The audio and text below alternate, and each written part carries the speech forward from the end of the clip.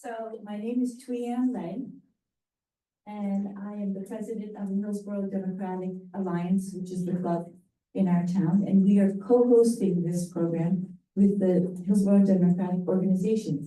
Michelle Kidd is our chair, and she will be running our YouTube live stream and Zoom.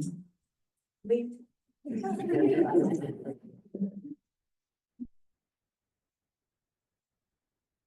So the reason why we did this is because we think it is very important to give voters the information that they need to make a decision for the primary and for our next governor of New Jersey.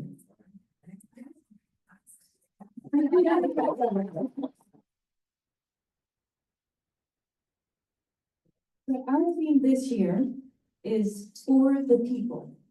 It is a much needed theme because our president is clearly working for billions and not for the people. To that end, we asked registrants to submit questions, and we received 99 questions.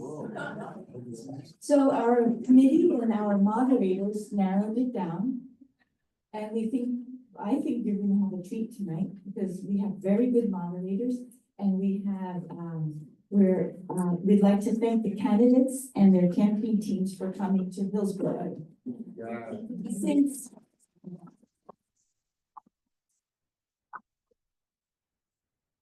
we're going to ask, thank you for that applause, because we're going to ask you to refrain from applauding while they answer the questions. We know there's a lot of fans out there, but we would like to have all the time that we can get to have them answer the questions. And then we would also like to thank our local Democratic elected officials, party representatives, and candidates for attending.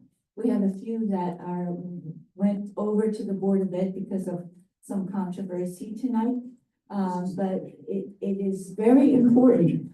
But we deeply appreciate your attendance and the support that we get from our elected officials.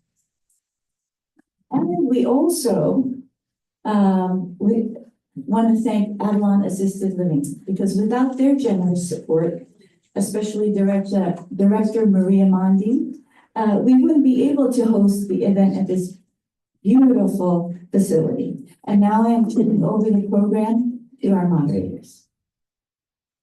Thank you. I'm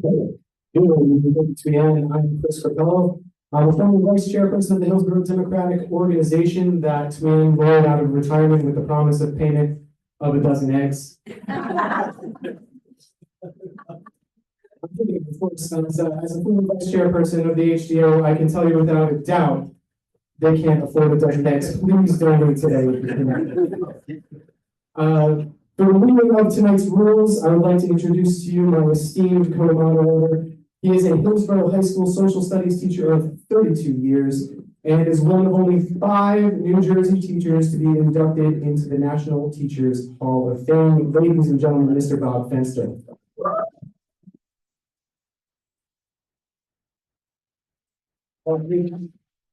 And thanks, Chris. Chris Capello. Okay, the rules. Each participant will be given a chance to answer every single question. The candidate, Mayor Baraka will be answering the first question, responses proceeding towards the moderators in the first round. With each new question, we'll then go to Mr. Spiller and keep kind of doing a snake rotation. After 4 questions, we're going to flip the order and go the opposite direction. We'll let you know. We'll remind you of who's speaking next, but just wanted to maximize the ability of for everybody to get a word in edgewise and not in the same utterly predictable order. Candidates will have 1 minute to respond to each question, with the exception of the very first question and last questions, which will be 2 minutes in length. Please keep an eye out for our timekeeper, who will show a yellow card when there are 30 seconds remaining, and a red card will indicate that time has expired. I will not be shy about telling you that your time is up. I do it all the time. In coaching debate, I do it all the time. Candidates are to direct their responses to the moderators and the audience only. They may not address or pose questions to other candidates. And finally, as Thuy-Ann mentioned, we are asking that candidates candidates, that the audience hold its applause until, with one exception, until the end of the event, and refrain from reacting after individual responses. Chris? Yes, please. Yes, please hold your applause except for right now and join us as we welcome the Democratic Party's candidates for governor of the great state of New Jersey. Mayor Baraka.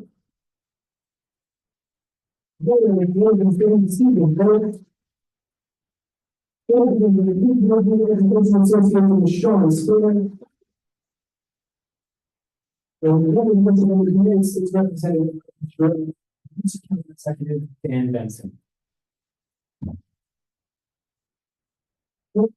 Senate President Sweeney extends his regrets but cannot participate as he is attending a wake this evening. And Congressman Josh Gottheimer is unable to attend or to send a surrogate. Candidates, here's the first question. Starting Mayor Baraka. You have 2 minutes to respond. What's the first priority item on your agenda that you are confident you can get accomplished within the first couple months of taking office? Well, I think the first couple of things that we want to do is, one, begin the process towards building affordable housing across the state of New Jersey.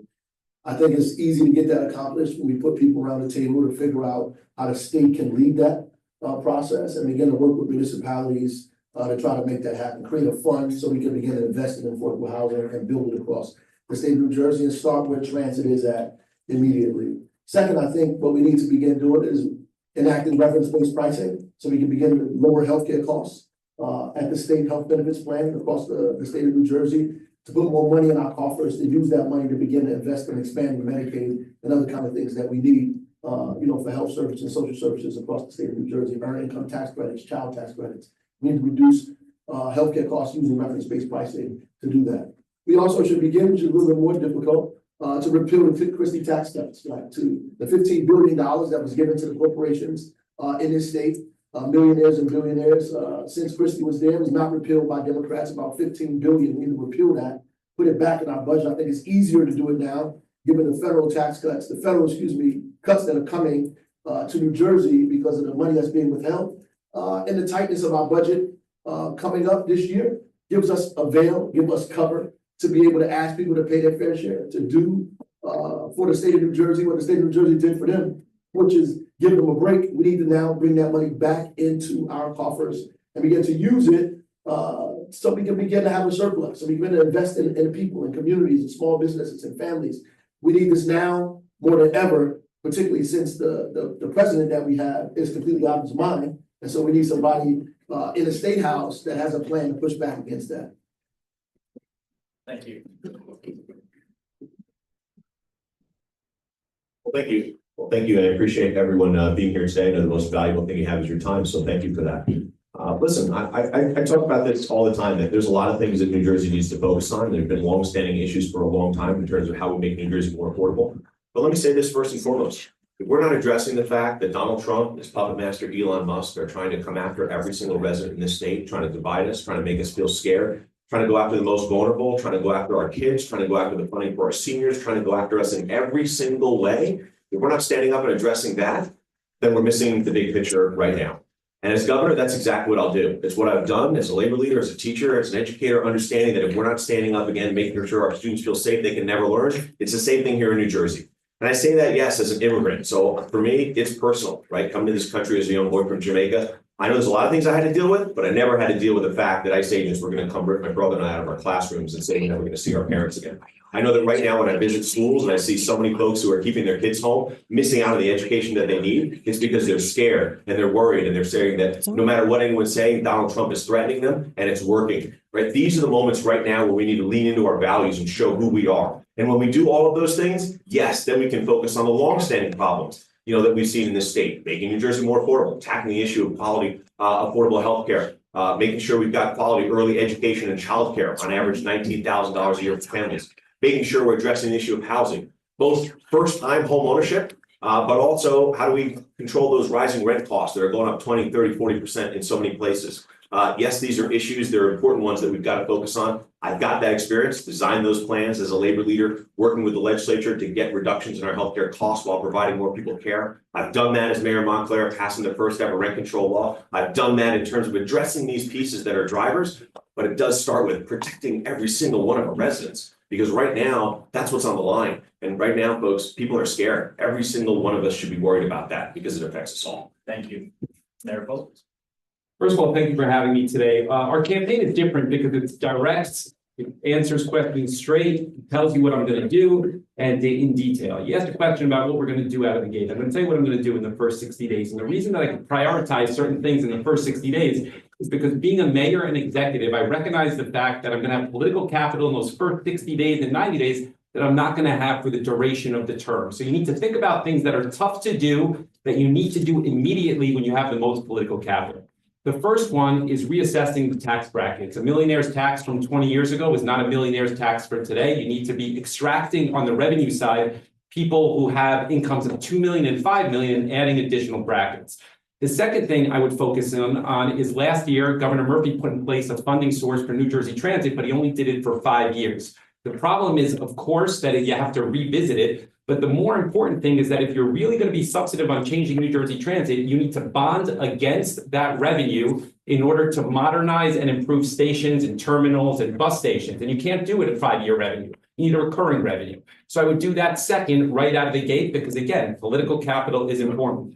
The third thing that I would cancel is the largest infrastructure project that is going on in the state of New Jersey now is a $12 billion project, which is the turnpike widening into Jersey City, into the Holland Tunnel. It's a stupid project because if you widen it to 25 lanes, it doesn't matter. You're not going to alleviate traffic because the Holland Tunnel is still 2 lanes. So right out of the gate, you got to recognize that you could reinvest those dollars. I would do it via executive order to reinvest those dollars into mass transit, particular to get started the Bergen extension of the Bergen light rail, also the Camden Cumberland extension of the light rail, and then improving the stations. Those 3 things are a priority for me because I recognize the fact that you won't have the same political capital to do that later. You asked the question, what would I do out of the gate? Of course, we want to fight the federal government. Of course, I got plans on affordable housing. But the thing is, right out of the gate, you got to do the things that are most politically difficult. Thank you. Mr. Benson.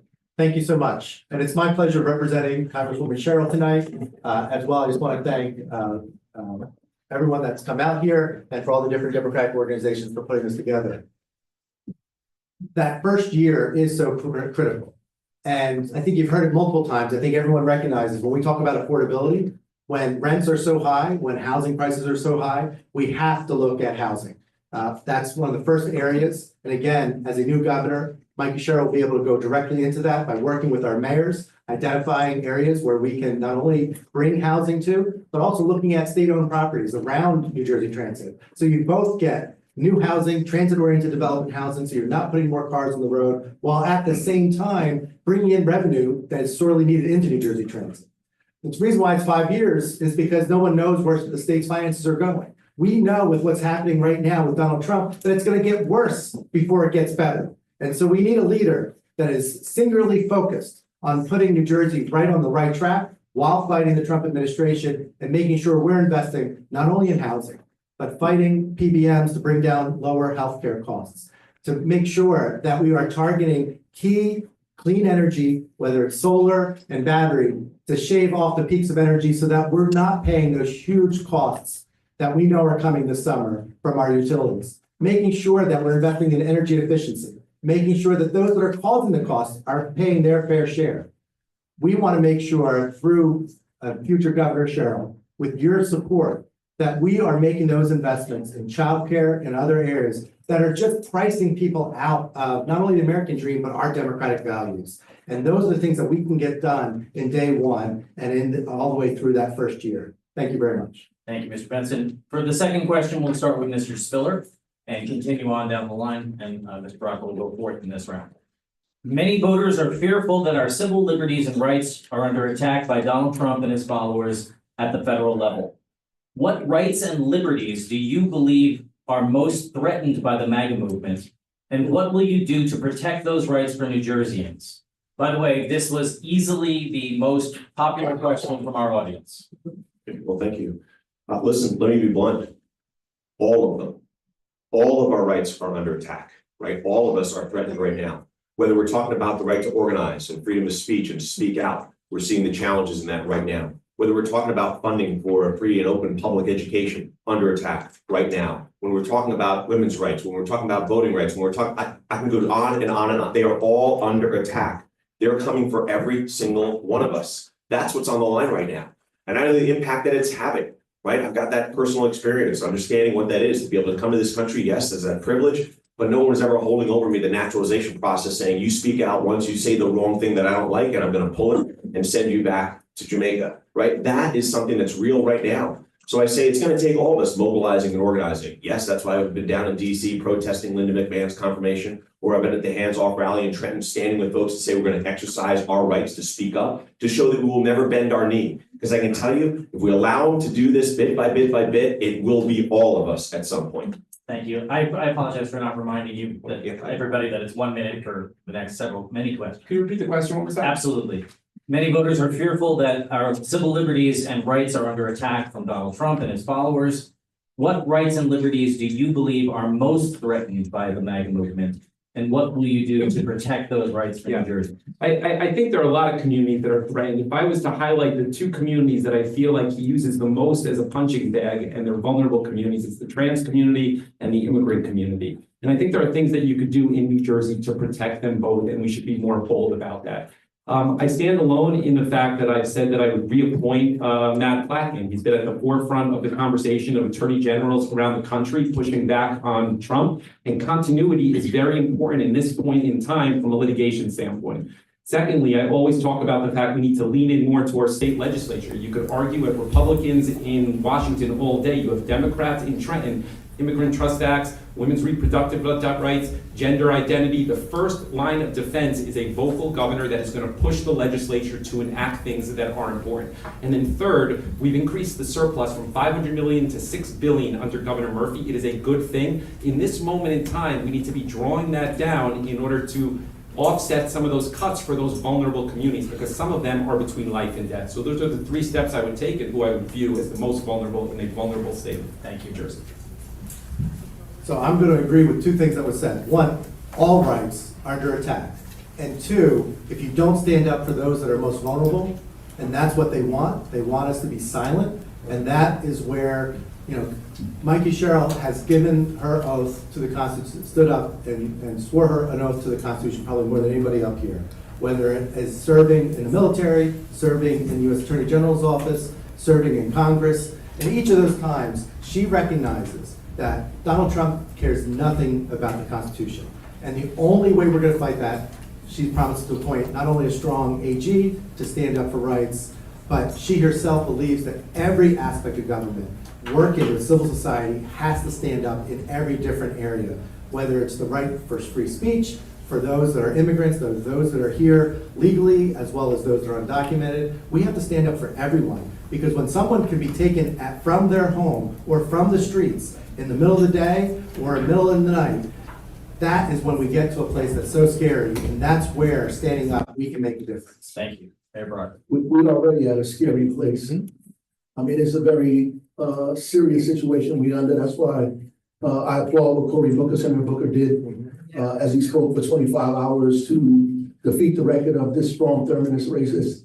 The reality is the question itself is almost a problem, because what it does is forces us to pick who we want to fight for first. The reality is all this stuff is intertwined. The same people that are against LGBTQ rights are the same people that are against immigrants that are deporting people. These are the same people that are against women's right to choose, same people against increasing the minimum wage, the same people against academic freedom on college campuses. These are the same people. Our enemies have somebody in common, and that person in common is all of us in this room. We have never won anything historically in this country without a broad-based coalition. If we don't build one now, we'll be defeated again and again and again. History has proven to us over and over again that only a broad-based coalition across many ideas and zip codes and religions is the only way we defeat these people and push them back. So I would say everybody needs to be together immediately.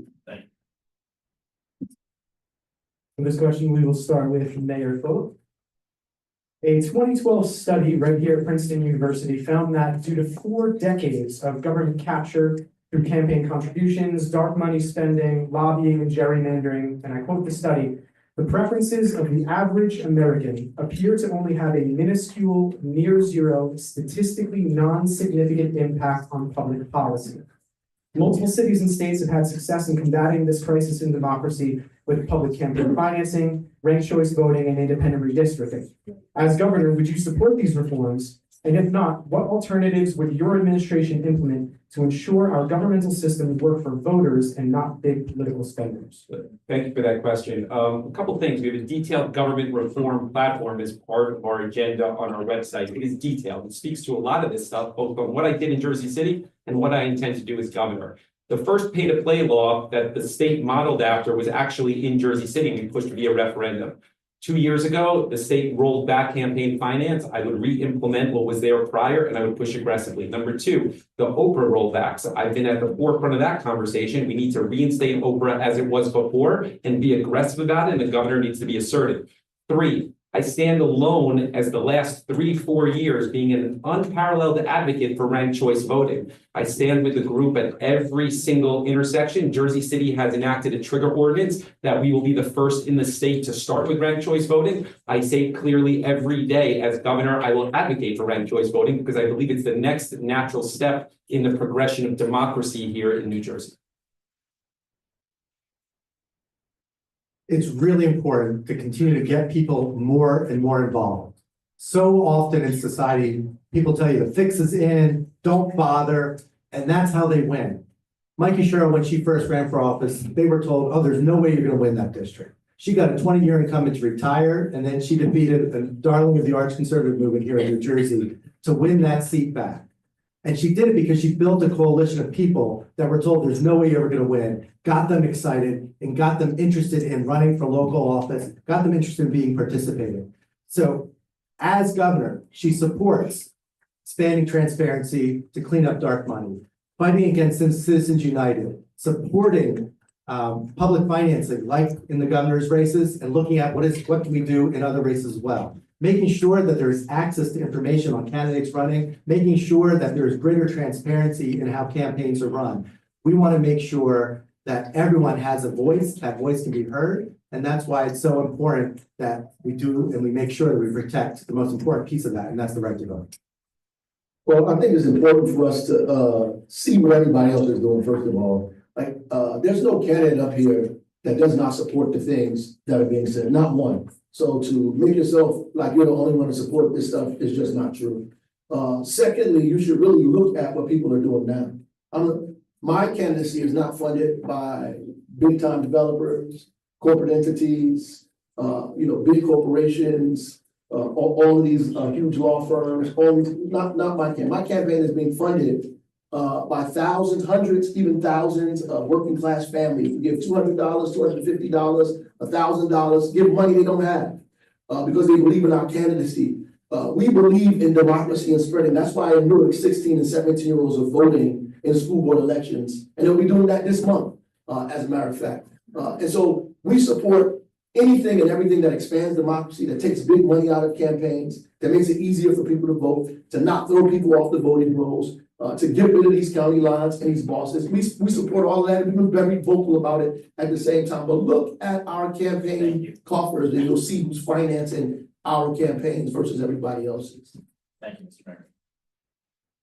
Listen, I think the short answer to your question in the study that's there, the fix is in, right? People have figured it out, right? They've figured out that there's really nobody who is fighting for us, right? Whether or not one gets elected or another, we know the billionaires are going to be just fine, right? We know the Wall Street and the special interests are going to be just fine. We know that as we look at these big corporations, they're going to be just fine. And I think people are tired of it. They're frustrated by it. Quite frankly, it's why so many Democrats are staying home in these elections in terms of coming out and voting, because they're tired of just being told to go who to go vote for, as opposed to being part of that process. Well, I'll say this. I'm a living example of this right now. I'm not a party pick person by the bosses, right? I'm not one of these political elites here sitting here. I also look at the dollars. Yeah, we're raising it from that bus driver who can only give $20, right, to our campaign or otherwise, right? We're raising it from that school teacher, maybe not in the Hall of Fame, but we're raising it from these school teachers who can give $100 or $200, right? But right now, the system needs to change, because I can tell you that a system that has somebody who's polling second place in all the polls head to head, who's not allowed on the debate stage because you don't have almost $750,000, that's a system that is stopping our voices from being heard. And if we don't change the system, we won't get the changes that we want to see. Thank you, Mr. Spiller. Good time to remind the audience to please mute your cell phones. I think we've had 3 so far. The next question goes to Mr. Benson. Governor Murphy won his re-election campaign in 2021 by only 3 points. How will your campaign energize the Democratic base and attract independents and even Republicans to ensure a larger margin of victory? Mikey Sherrill, when she won her last election right after, in 2022, right after Murphy's election, she ran 15 points ahead. In her district, Murphy won by 4%, she won by 19%. And again, she did that because she worked with all different aspects of folks, whether they were progressives, whether they were folks that just felt like, hey, they gave up on democracy, they got them out. She worked with everybody, labor unions and other groups, to small business owners, because she realizes if we're going to get these things done, we can't do this in silos anymore. We've all got to stand together. The reason why, we lost is because we divided ourselves as Democrats. And we have to come together. We've got to find that common purpose, and we got to inspire. And I think that's what I saw with Congresswoman Sherrill. She's inspiring folks to get more involved, to use their voices together, to fight not only against Washington, but to make a real change in trend, because we know the status quo is unacceptable. Thank you.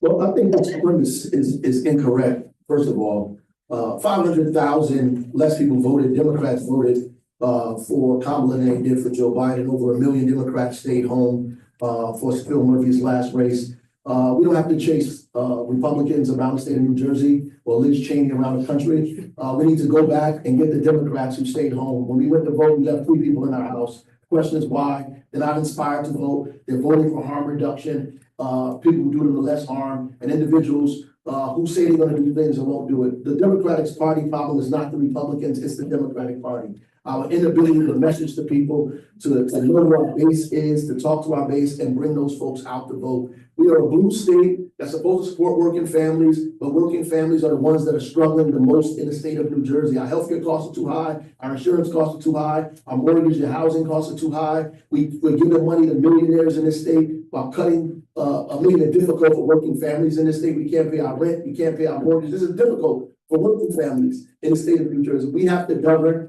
and begin to do what we say in New Jersey. So thank you.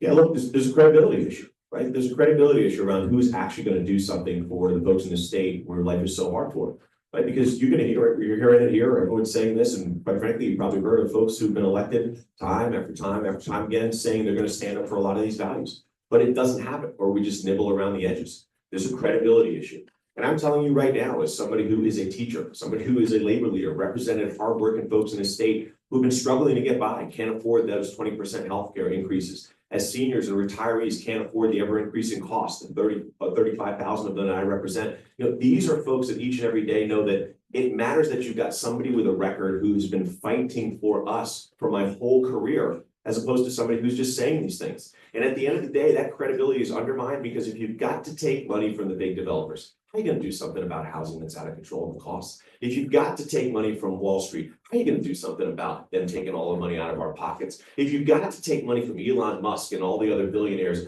how are you going to stand up for us instead of them? Right? These are the challenges that we constantly are faced by. We have got to vote for ourselves this time and change things fundamentally. So I don't believe that you can win a statewide election just talking to Democrats. The largest chunk in New Jersey is independent, and more polarization is not what this country needs or the state needs at this time. We need somebody that can talk to both, has a clear vision. Clear vision is key, being able to answer questions directly and articulate how what you believe will impact them in a positive way. That's number one. Number two, you need somebody who has core convictions and can articulate that. That's linked to number one.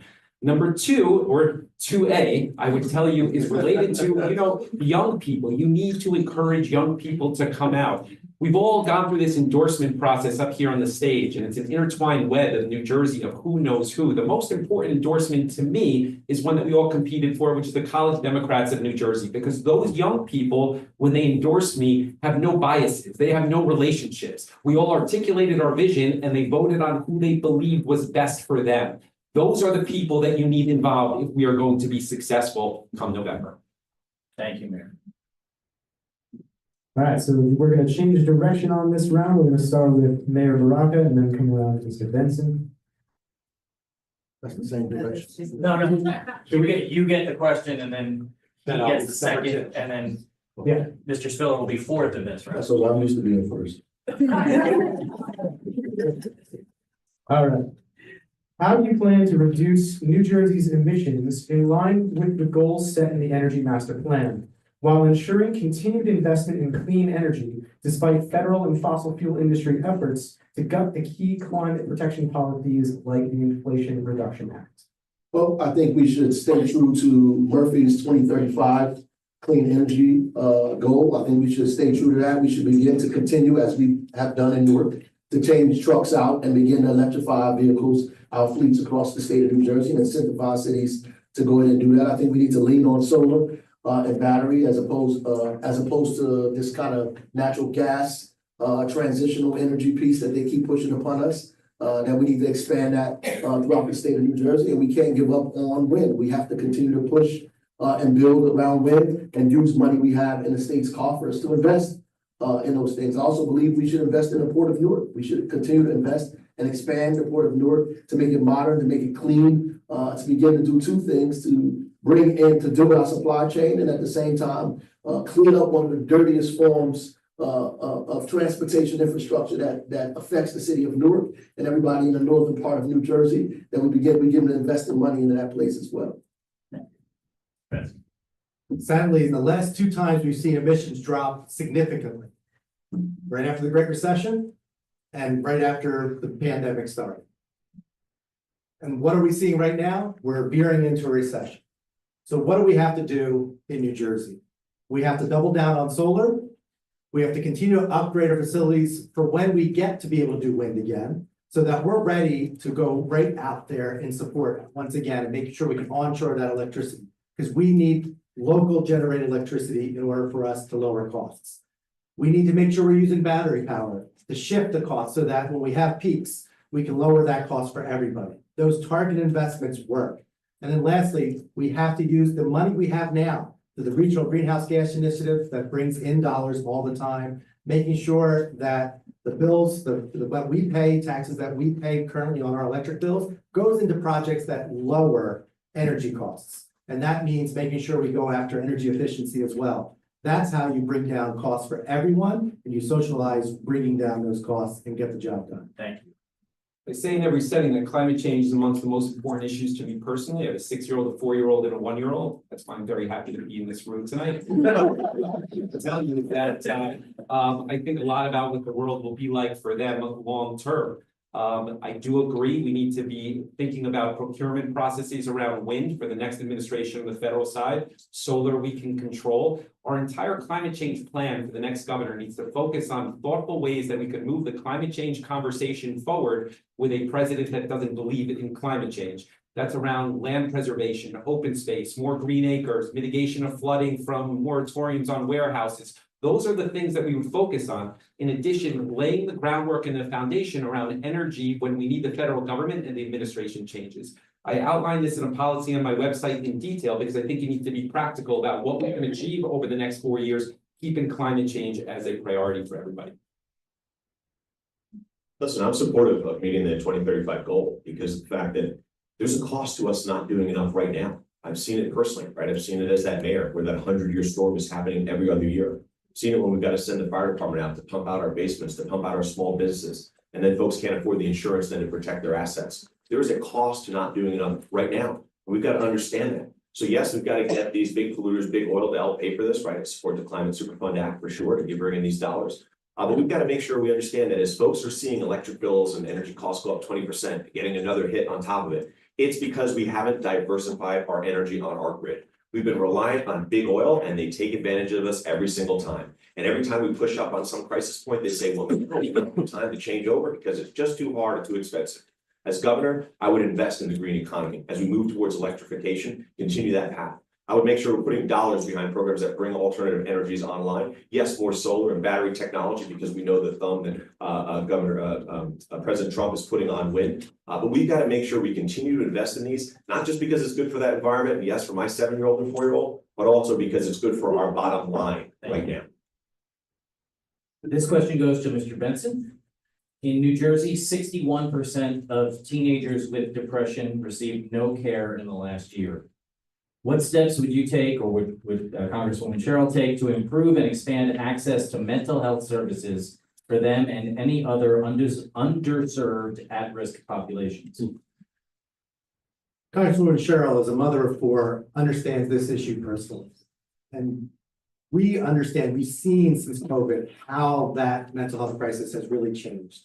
The state really has to not only fund making sure that we are investing in our schools at a time when so many of our schools are cutting back on mental health care because they can't fill the jobs or cameras. So we need to work on training so we can fill more counseling jobs and more professionals. So the wait time isn't months.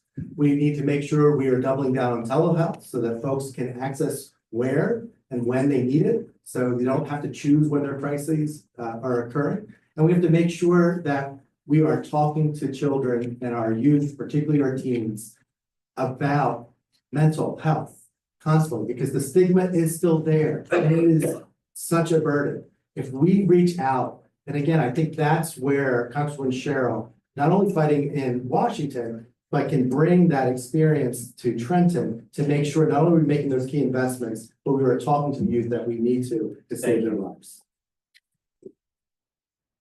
So we need more mental health professionals in schools. That's a given. We need to make the process easier to get certified, easier reciprocity between other states, people that are certified elsewhere to come here. I think that's very important. We need to have more synergies with our universities on job gaps that exist throughout New Jersey and making sure that our universities are training professionals for things that we need. It doesn't happen today. That is a longer term fix. The third thing I would highlight is the fact that reimbursement on mental health counselors, social workers, Horizon has squeezed the entire market with an entire monopoly. And you need a governor that's willing to speak to the fact that you need competition because your providers need to be compensated better in order to attract people into the profession. The control that Horizon has on healthcare professionals throughout New Jersey is directly correlated to the problems we have in attracting professionals in the space. And I talk often about the fact that we need to squeeze that and correct that in order to move the state forward, particularly around mental health. Thank you, Mr. Mayor. So listen, I've seen this issue, firsthand as a teacher, somebody representing educators throughout the state. We know the challenge has only gotten worse through the pandemic here. And while we're all talking about mental health, and especially mental health of our youth, the problem is we're not doing enough about it, and it's only getting worse. Donald Trump right now is cutting the very funding for so many of the programs that have shown some success here. That's what we're facing right now in this moment. Right, as governor, it's going to take investing in these programs that we've seen have success. It's going to take understanding that it is not just an either-or conversation of do students receive these services in schools or out of schools. It needs to be a both conversation. How do we provide the mental health professionals in the spaces where, as an educator, you can direct someone to, which is a challenge right now. And we've got to make sure that as we are, leaning into this work and of course trying to move forward on their behalf, that we're not set back by the fact that so many of these, oftentimes you see programs getting cut, despite what before even Donald Trump was doing this. We've got to invest right now in these programs and make sure the kids get services. So everybody talking about their kids, I have a 5-year-old and 2-year-old. They go over here, they these chairs.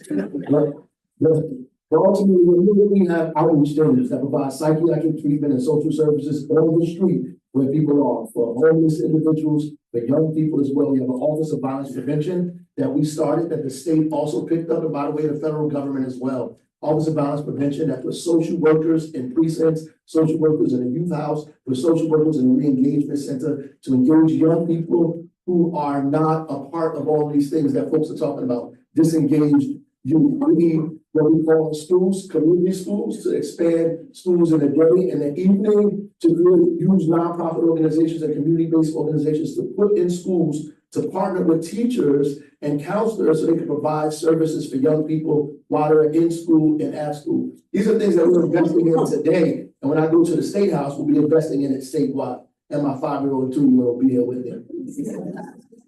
I'm hoping that whoever wins, there'll be a play date for all. of you.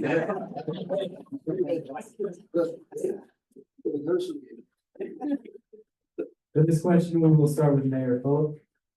New Jersey is unaffordable for many older residents because of high property taxes and increases in utility, water, and sewage bills. Many New Jerseyans age 50 and older are considering leaving the state in search of lower taxes and a lower cost of living. What is your plan to allow residents to age in place and to make it affordable enough to stay in New Jersey? I think there's a couple things you could do. First, I think it's a priority to reinstate the COLA that Christie took away. I talked about that. That's a cost of living adjustment for public sector workers. Very important to readjust that, particularly in a time of massive inflation. They've had massive reduction in the amount of money they have. That's number one. Number two is State New Jersey is a program that the legislature put forward a couple of years ago. It's a shell game. It's not funded today. It needs to be readjusted so that you're not subsidizing seniors that make $500,000 a year. You need to lower to 100 to 150,000, subsidize renters a little bit more in order to make sure that you're covering more seniors with significant property tax reductions. Third, I would tell you that you pay a corruption tax in New Jersey. You do based on the structure of government. Our campaign is very much about reforming that. And I think at the core of the problems in New Jersey is that you have political bosses that act as lobbyists as well and increase the cost of government. I touched on Verizon in the last question. When half of the party chair people control the party lines work for Verizon, it adds cost to you. And that is at a core of costs in New Jersey as well. Thank you. Yeah, first, listen, when we talk about retirees, again, I represent almost 35,000 of them. I understand, right, that they have not been with the cost of living increase for years, and certainly with inflation and everything that's happening now, it's devastating. But I also know this, the pension system right now is still unstable because it's so underfunded. And I know the billions of dollars that immediately just switching on a COLA would have.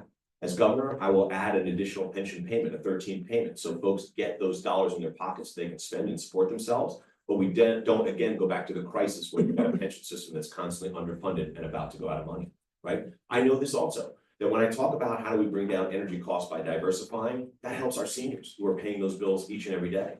When I talk about how we're investing, right, through these unfunded mandates that always come at the state level, I've seen it as a mayor, right? When you invest dollars, when you invest in these programs, that's how you keep costs down for seniors, right? There's only one place that mayors and council people can rely on for dollars, and that is property taxes, unless you invest at the state level, which is exactly what I'll do. There's no other way around investing. And as a governor, where you've got more tools at your disposal to bring in that revenue, you invest there. That's how you save seniors and so many other folks as well. So we all agree that the cost of living increase needs to be added to our pension, we can fully pay the pension. The reality is we have to get the money to do that, which means we have to bring those $15 billion from Christie tax cuts back to our budget in order to make this happen. We have to begin to put a luxury tax in place for folks. We're taxing people's gas, but not their limousines or their private jets or their memberships. We have to find the revenue to put in our budget in order to fund the cost of living increases that Christie took away, that no Democrat put back. In fact, we have to begin talking about reducing healthcare costs. Reduce healthcare costs by talking about a single payer system, by talking about what Medicare for All looks like in New Jersey. We have to do that. I mean, that's the way we reduce our expenses and bring money back into the house at the same time. We have to reduce energy costs across the state. We have to do something about what BPU is doing, given these huge increases to these energy companies. We have to have alternative forms of energy like solar, like wind, to be able to reduce energy costs for residents of the state of New Jersey. And lastly, I would agree that state of New Jersey is too cumbersome and it's too much. And we can cut that and make sure we're giving it to people who need it the most and not the wealthy in the state of New Jersey. So when Chris Christie cut $1 billion out of school funding, we saw property taxes rise up everywhere, and we're still feeling those effects today. We need to continue to reform the way we fund our schools, which is one of the largest drivers of property taxes. We need to make sure we are lowering healthcare costs. I talked before about going after the PBMs, but we have to have greater transparency in our hospital bills and in other costs in the healthcare system. We need independent audits of our state health benefits plan and other public health benefits plans, so we can find ways to reduce costs and reduce the cost of government. And energy, I talked about, you have to make targeted investments to bring down those costs. And yes, hold those utilities feet to the fire too, so that we're not paying for the lack of investments that are occurring in other places or a lack of generation that they should have been making. So we have ways to do that. And Mikey Sherrill, as governor, will focus her energies on bringing down those costs so that seniors can stay in the communities where they live and not making sure by having housing invested for working families, so those families don't have to move in with our seniors, and having that multi-generation housing that we're seeing grow and grow right now. This next question is for Mr. Spiller. New Jersey has been one of the early adopters in codifying LGBTQ+ rights. But attacks on the community, particularly transgender, non-binary, and gender fluid individuals have been increasing. What more can be done to ensure their protection? Listen, it's just unconscionable where we're at right now. I say that as an educator. Quite frankly, in my role as NJA, I've used every tool at my disposal to stand up for our students, our most vulnerable. We know that these are the kids we're talking about who are most at risk of suicide, bullying, becoming homeless.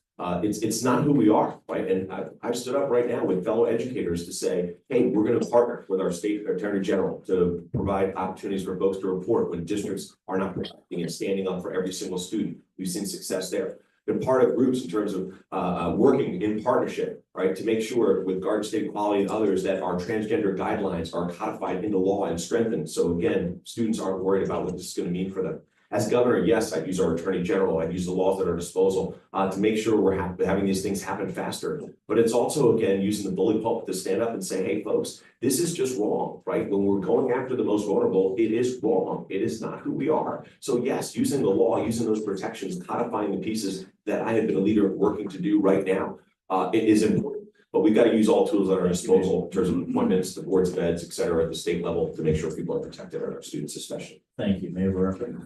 There are bills right now that we can support. There's a bill right now that we need to be making sure the governor is in front of to make sure kids are not outed by teachers in school to their parents.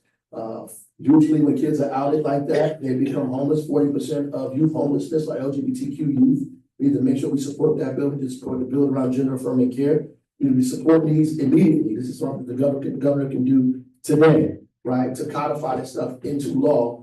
So that we're not out here allowing the federal government to target and attack our children. We have a good opportunity right now to speak back against what's happening federally by standing up for these laws right here in the state of New Jersey. We have a chance to do that in June and again in November. If you pick the right person for governor, we can protect our young people in the city no matter how they identify. Thanks. There's a lot we can do. And we have a lot of state laws that are protecting of the LGBTQIA plus community. But what's really important is when big corporations, when big law firms are trying to appease the Trump administration and they're breaking New Jersey law, we have to go after them. We have to stand up for our state laws that are trying to be trampled at the federal government. And so we have to make sure not only are we doing that, but when in New Jersey, only 4 counties have offices of LGBTQIA plus to help advocate and to help navigate for services. You know, when there's barriers to housing, when there's barriers to healthcare, we need the state to step up to the plate and support not only our local communities, but to make sure we're supporting all of our residents so that they have a safe place to turn when they're being denied their rights at the federal level. And Mikey Sherrill's state government would do that. I agree with a lot of what was said, but I'll go a step further. The Quality Index, which is the major survey for all cities across the country on LGBTQ issues, ranks Jersey City 100 perfect every year for the last 8 years, tops in New Jersey because I'm passionate about this issue. I spoke earlier about the transgender community being a punching bag for this president because it's wrong. In 2017, it's more than talk for me. In 2017, Jersey City was the first city to extend healthcare coverage to cover 3 transgender employees that we have in Jersey City because I thought it was important to see them where they are. I have a track record on this, speaking to different communities that are vulnerable and standing up for them and seeing where they are at. The Medicaid cuts that are proposed, and I touched on this earlier, on how we have to think about the surplus and leveraging that. The Medicaid cuts will hurt the transgender community in a particularly hard way, and in many ways between life and death. So when you think about priorities on supplementing and offsetting some of those cost reductions, which I touched on earlier, I think the transgender community needs to be at the front of that because of the vulnerability there. Thank you, Mayor Cole.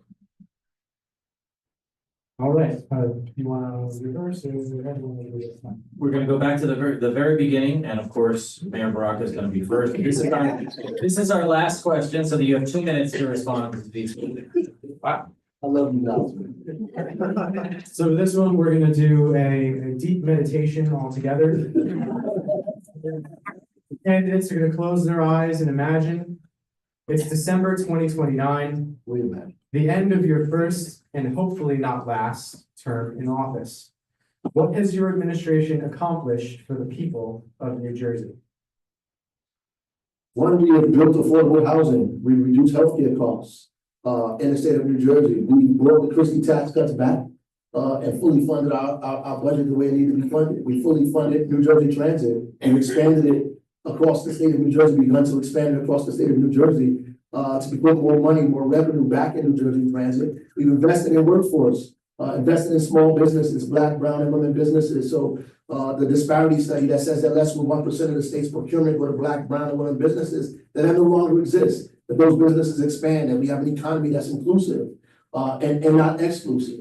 That we've combined school districts, that we have unified school districts, and not more school districts than we have municipalities in the state of New Jersey. That we've lowered costs for municipalities in our way to do that. That we delivered instruction in a uniform kind of way. That we fought against segregation and began a process to begin to integrate schools across the state of New Jersey. We began to lower costs for the residents of our state and make our economy more accessible to the folks in the state of New Jersey. We build a democracy that's representative of what we believe in the state of New Jersey, that pushes back against what Donald Trump is doing to this state and to this country. We are able to hold our heads up and put our shoulders back because we've begun a pathway or a few steps down a journey to make New Jersey an economy, a state, a democracy that's inclusive of all of us, that visits all of our homes, no matter our zip code, our nationality, our religion, how we identify.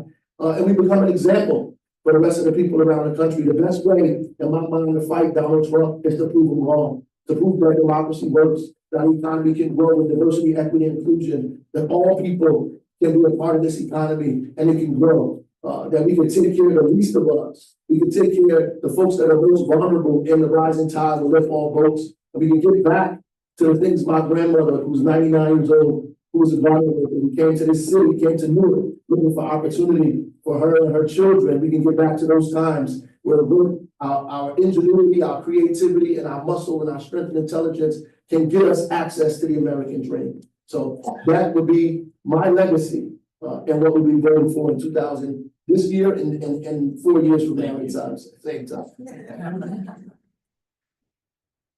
Yeah, well, listen, for me, fundamentally, it's an understanding that we have to change systems. Systems that we have are in place are working exactly the way they're intended, and they're not working for us.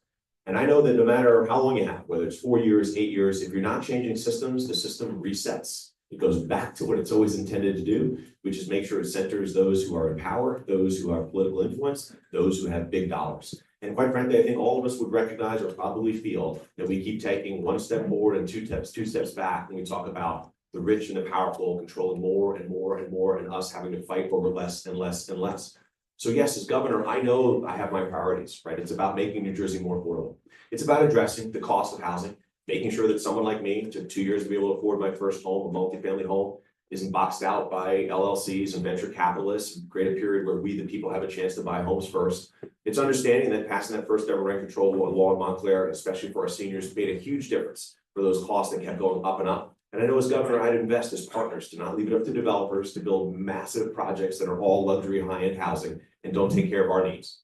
I understand, yes, that it's making sure we design healthcare plans that save folks billions of dollars, as I have done as a labor leader with the state plan right now, and need to do that for every person in this state, because these 24% increases every year are making people have to make tough choices between food on the table or the healthcare they need.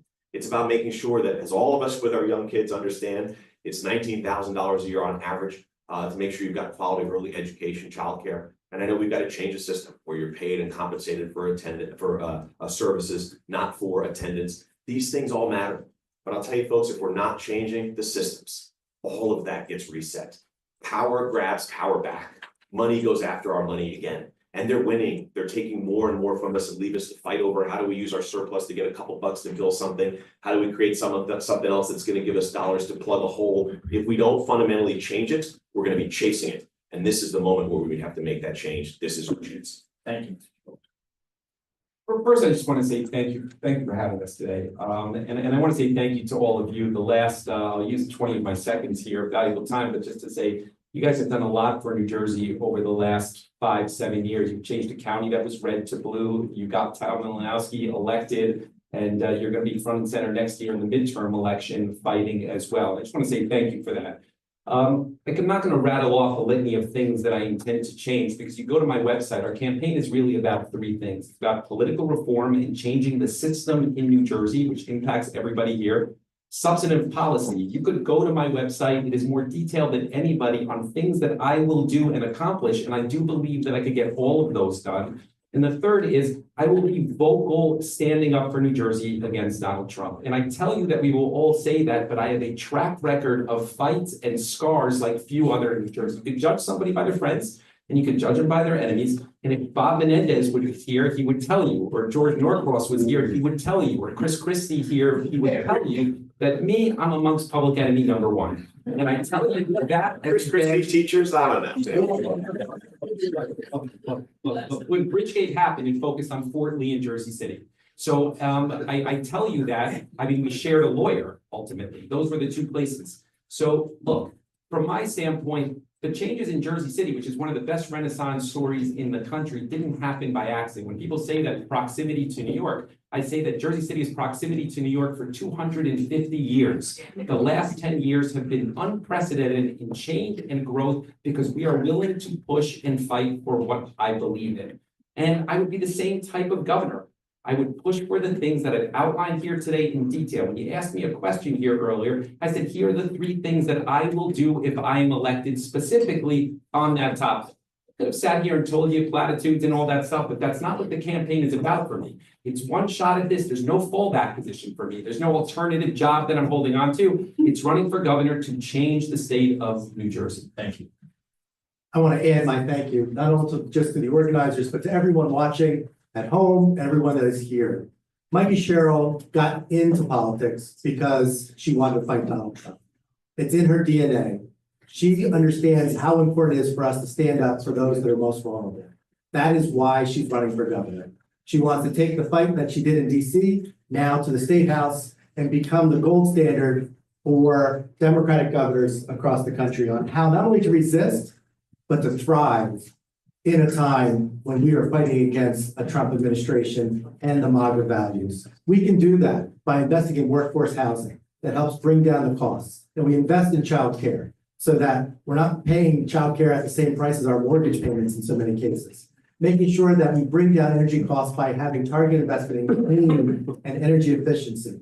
Making sure that we go after the powerful healthcare industries that are driving up costs for everyone. Mikey Sherrill has a plan for each of those. She's talking about it in groups like this and in rooms like this all over New Jersey. Please join her as people joined in her first congressional race to win back people, to see that people-powered campaigns work, and that when we all work together, not only do we win, we thrive here in New Jersey. Thank you so much. Thank you, Mr. Benson. If there's one thing teachers know how to do is end on time. So, we have those bells. We don't have bells here tonight, but we are on time. Let's give it up for all 4